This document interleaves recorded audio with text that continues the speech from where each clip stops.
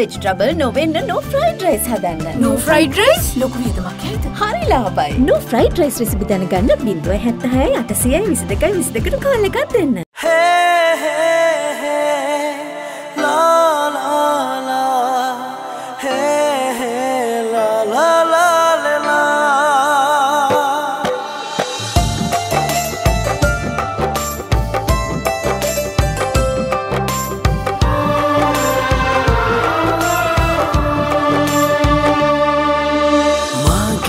आदरेनम रखिनवा मं पनवगिनम यन्ने दुरट यन्ने अय्योया उपगे आदरेनम धन्यवादन हितमगिनम यन्ने ළඟට එන්නේ ඔබ සොයා මේ සංසාරේ ආත්මයක් ගානේ රහසේ තනමු आसमालिका रहसे तनमु आसमालिका रहसे तनमु आसमालिका हे हे हे ला ला ला हे हे आसमालिका රහසිගතවම සංදේශය පැහැර ගැනීම කරපයකට මිතුරන් තේජාන්ට දෝෂාරෝපණය කරනවා. කොහොම හරි අහිංසා හරි වෙලාවට කරන්න ඕන දේ කරයි කියලා පවන් විශ්වාසයෙන් කිව්වම කුරුප්පු කලබල වෙනවා. අහිංසා ගෙදර නැති බව එරික්ට දන්වන ජගත් ඊට එරික්ව සැක කරමින් එරික්ට චෝදනා කරනවා. ඔය අතරේ අහිංසා ශෙහානිලගේ ගෙදර නිරුපද්‍රිතව ඉන්න බව සංදේශ් දැනගන්නවා. මිතුරන්ගේ කීමට කන් නොදී තේජාන් අහිංසව හොයන්න පිටත් වෙනවා. කොහොමටත් අහිංසට කිසිවක් අයිති නැති බව කියමින් එතනට මැදිහත් වෙන මීෂා සුරාජ්ට බෙරිහන් දෙද්දී සුරාජ් ඉන් පිට වෙනවා.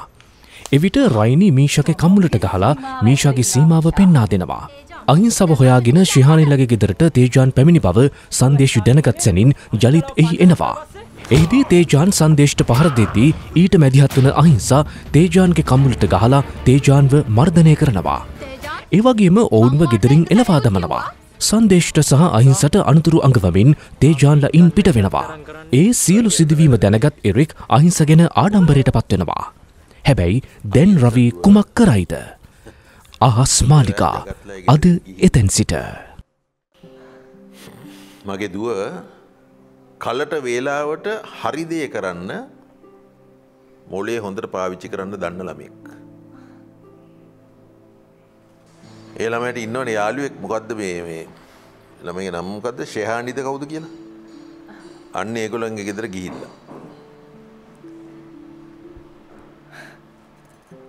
දැන් තමයි මගේ හිතට සනසිල්ලක් එන්නේ. ඒතකොට මේ දුව හොඳින් නේද? කොහොමත් මෙහෙමයි රයිනි. මට හැමදාම ඔය මගේ මිනිබිරි ගැන ලොකු විශ්වාසයක් තිබුණා. ඒ විශ්වාසයෙන් හින්දා තමයි මේ අන්තිම තත්පරේ වෙනකන් මම මේ කිසි දෙයකට ඇඟිලි ගහන්න නැතුව පැත්තකටලා බලන්න හිටියේ. එහෙනම් ඉතින් මේ අහිංස දුවට අපේ ගෙදර එන්න කියන්නකෝ. මොකද මේ පිටේවල් වල ඉන්න එක හරිමදිනේ. අනික රවි පිස්සු බල්ලෙක් වගේ අහිංසව හොයනවා ඇති. ඇත්තටම ඊයේ ජගත්ලේ ගෙදරින් එළියට බැස්සහම අහිංස දුවට මෙහෙ එන්න තමයි තිබුණේ. ඒකම තමයි එරික් මාත්මේ කියන්නේ. ඒ වුණාට මෙහෙමනේ. අපි හිතන්න ඕන ඒ කෙල්ලගේ මානසිකත්වය ගැන මේ වෙලාවේ. මේක මේ හිතේ තින්න වෙලාවක් නෙමෙයි එරික්. මටත් මේක ටිකක් හිතා ගන්න අමාරුයි. මොකද ඔය අහිංස දුව ජගත්තුයි චන්දී ගැන හරි පුදුම ආදරයකින් හිටියේ. ඒ මිනිස්සු ඇවිත් මේ ළමයාව රවට්ටගෙන ආයි ගෙදර එක්කන් යයි. ඔයාවත් මේ අහිංසට තේරුම් කළ දෙන්න එපා එරික්. මං ගිහින් ඒ ළමයට කතා කරන්නද? කිසි දෙයකට කලබල වෙන්න එපා. සිද්ධ වෙන දේවල් කලට වේලාවට ලස්සනට සිද්ධ වෙයි. බය වෙන්න දෙයක් නැහැ. එරික් මේක සෙල්ලමක් නෙමෙයි එරික්. මෙහෙමයි. ඒ ළමයා දවසක් දෙකක් ඕම නිකන් සයිලන්ට් එකේ හිටපු ගා. දවසක් දෙකක්? කොහොම වුණත් දැන් ඒ දරුවා මේ ගෙදරට ආවහා සමානයි. දැන් එයාට ඕන විදියට එයාගේ හිත සතුටු වෙන විදියට හැම දෙයක්ම මේ ගෙදර සිද්ධ වෙන්න ඕන. එතකොට මොණයාකාටවත් බෑ ඒ කෙල්ලත් එක්ක සෙල්ලම් කරන්න. රවි නෙමේ මොකා වුණත් කමන්නේ. මම ඉන්නකම් මගේ දුවට එකෙකුට කරදර කරන්න මම ඉඩ තියන්නේ නැහැ.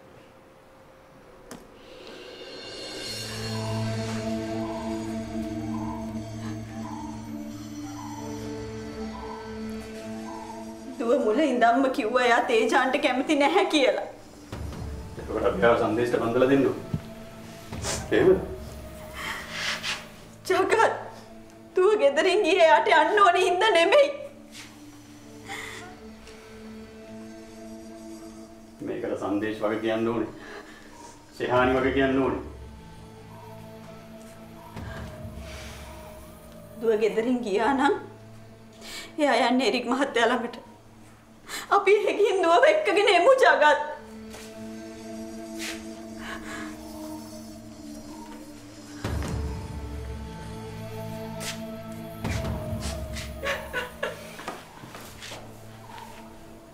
චන්දි.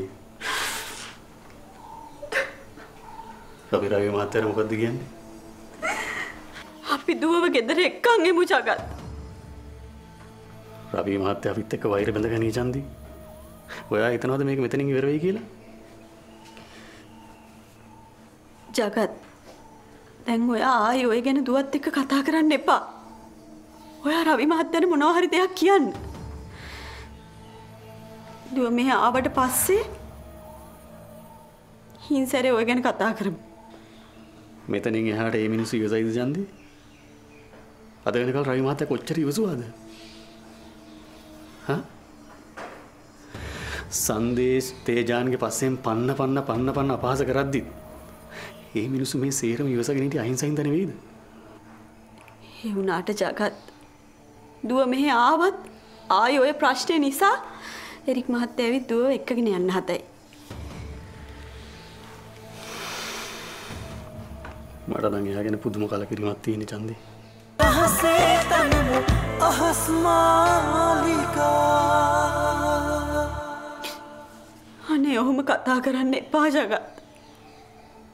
ඔයා කේන්තියෙන් කතා කරන්න ගියොත් දුව ආයි මේ ගෙදරට එන එකක් නැහැ.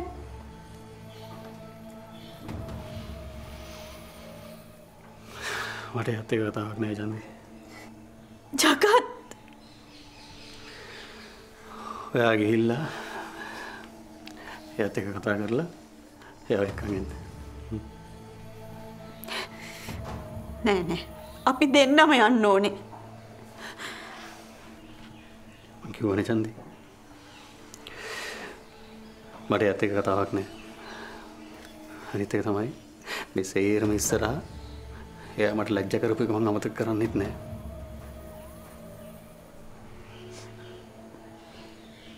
ඔයා දුවට හපන්නේ ජගත්. එයා මේ කරපු දෙයට වටේ ඉන්න අය ලොකු වන්දියක් ගෙවයි ළඟදිම චන්දි. අන්න එදාට ඔය සංදේශලව බේරගන්න කාටවත් බැරි වෙයි. අවසානයේ ඔය හැමෝටම තේරෙයි කරගත්තු දේවල් වල මෝඩකමේ තරම.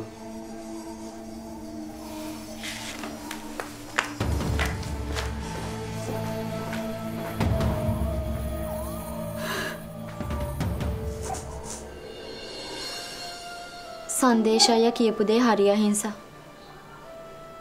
ඔයාට ආපහු හැල්ල ගෙදර යන්න බෑ. මොකද මේ තියෙන තත්ත්ව වෙනස් වෙයි කියලා මට නම් හිතෙන්නේ. මම මේ කරපු දේ හරි කියලා මට හිතෙන්නේ නැහැ ශෙහානි. ඔයාට වෙන කරන්න දෙයක් නෑනේ අහිංසා. ඔයා ආපහු ගෙදර ගියා කියන්නේ මේ ප්‍රශ්නේ මුලින්ම පටන් ගත්තා කියන එක.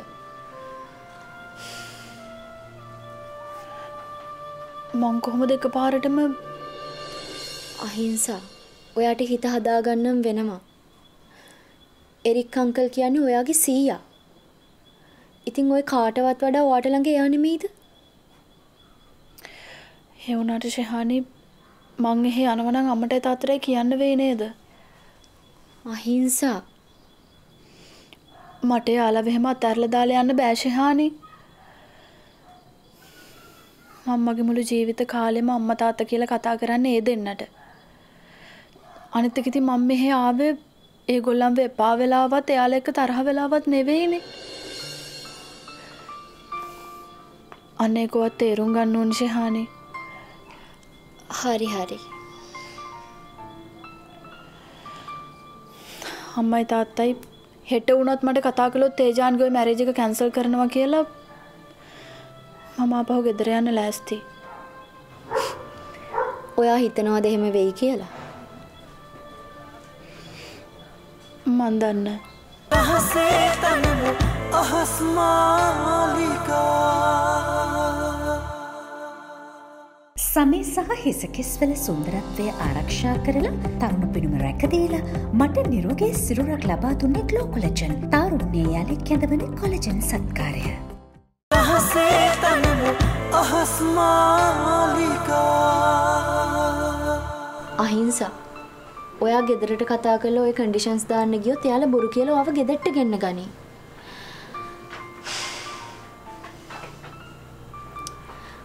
හරි හරි. ඔයාට කැමති දෙයක් කරන්න. මට ඉතින් ඔයාට බල කරන්න බෑනේ. හැබැයි මට හිතන විදියට ඔයාට වැඩිම ආරක්ෂාවක් තියෙන එරික් අංකල්ලා ගෙදර. අහිංසා ඔයාගේ සීයා. ඔයා ඒක අමතක කරන්න එපා.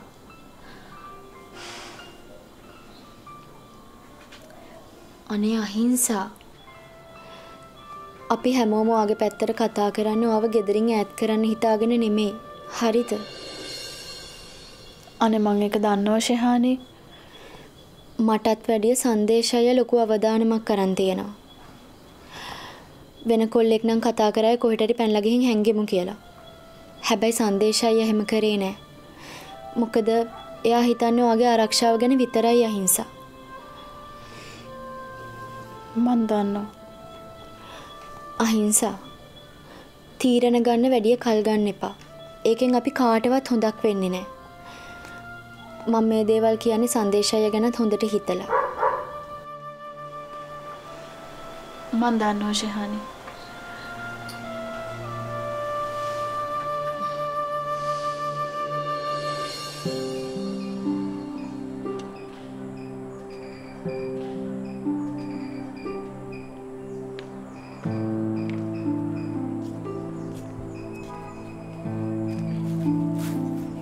පුතා ඔයාගේ යාළුවෝ මේ පැත්තේ ආවෙවත් නෑනේ. මම දැක්කෙත් නෑ ඔයා කෝල් කරනවවත්. මම මෙහෙම කරන්න.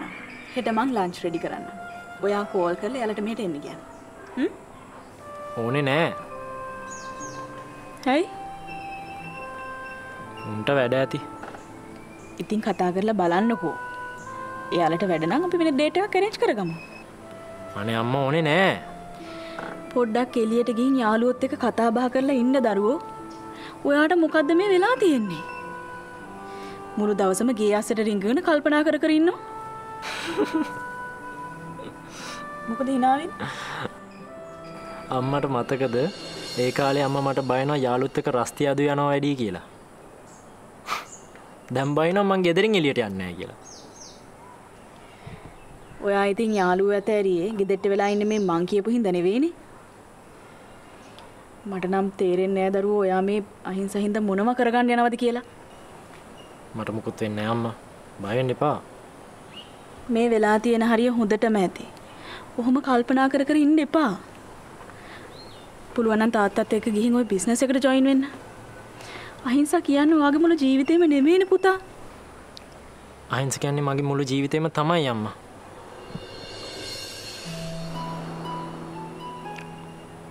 එයා මේ ගෙදරට ආවට පස්සේ මං ඉස්සර වගේ ඉන්නම්. මම වැඩ කරන්නම්. තාත්තගේ බිස්නස් එකට ජොයින් වෙන්නම්. හැම දෙයක්ම ඕගොල්ලෝ කියන විදිහට මං කරන්නම්. මට මේ වෙලාවේ හිත දෙන්නේ නැහැ ඔය මොකක්වත් කරන්න. මේ දේවල් මෙහෙම නෙමෙයිනේ වෙන්න තිබුණේ. පුතා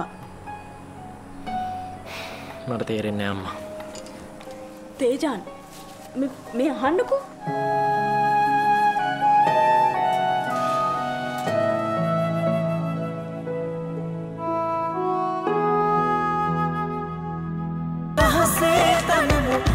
අහස් මාලිකා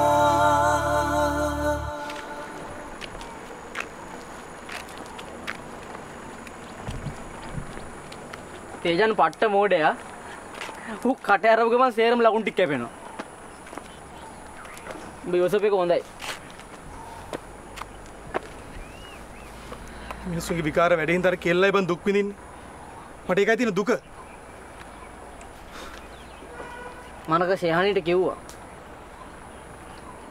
මොකද්ද? උඹ මට බයින්න එපා. මොකද්ද උඹ කිව්වේ බං? මම ශේහානිට කිව්වා බහන්න බය ඉන්නේ කියලා. මොනවද? කෑගල් යන්නේ අහිංසා එක්ක. උඩ පිස්සුනේ බං.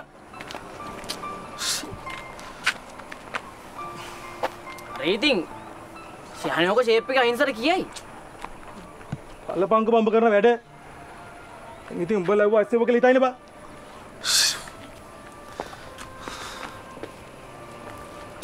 ඉතින් ඇත්තනේ. චංග මගෙන් අහන්න තෝ ඔයාලට කරන්න එපා බං. ඔබට තේරෙන්නේ නැහැ මෙතන තියෙන අවුල. ඔක මට අහන්න බැරි කමක් නැතුව නෙමෙයිනේ.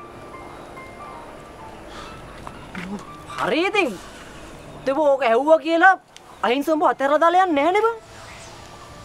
කවුද දන්නේ ඉතින් අහිංසරට ඔක් කියාගන්න බැරුව ඉන්නවද කියලා.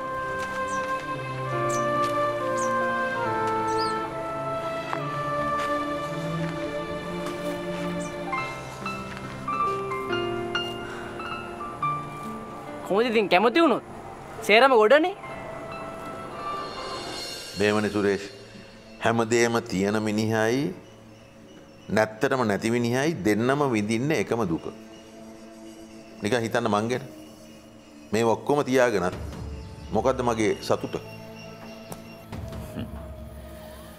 කොහොම හරි අපට ඕන විදිහට මේ ප්‍රශ්නේ විසඳගෙන යනවනේ මිස්ටර් එරික්. නෑ. තාම අපිට ඒ ගැන සන්තෝෂ වෙන්න ඉක්මන් වැඩි. අහිංස දුව මේ ගෙදරට ආවෙන් පස්සේ තමයි අපිට ওই ෆයිල් එක ක්ලෝස් කරන්න වෙන්නේ. මේ අපේ වයිෆ් රයිනිව හම්බෙලා නැහනේ සුරේෂ්ට? නෑ. රයිනි මේ මගේ ඔක්කොම මේ නීතිමය කටයුතු දැන් කරන්නේ සුරේෂ්. ඔව් ඉතින් එරික්ට හැමදේම නීතියට අකුරට සිද්ධ වෙන්න ඕනේනේ. මිසිස් රයිනි එහෙම තමයි වෙන්න ඕන. නීතිය රකින්න මිනිස්සයා නීතියනුත් රකින්න. හොරපාරෙන් සල්ලි හම්බ කරන මිනිසුන්ට කවදාවත් හරියන්නේ නැහැ සුරේෂ්. දැන් මම මේ හම්බ කරලා තියෙන සියලුම දේවල් අතේ ලේ තවර ගන්න නැතුව බොහොම පිරිසිදුව හැම සතයක්ම හම්බ කරලා තියෙනවා.